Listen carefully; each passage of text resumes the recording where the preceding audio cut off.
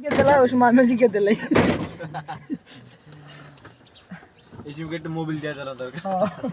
হ্যাঁ স্টার্ট দাও।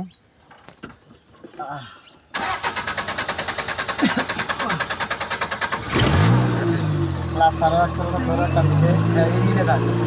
ক্লাস সারো আমার সারো যেন আছে এন সারো ডাইরেক্ট। হ্যাঁ সারো সারো ক্লাস সারো হালকা একটু ডাউন করো আবার সারো এই বুঝছি না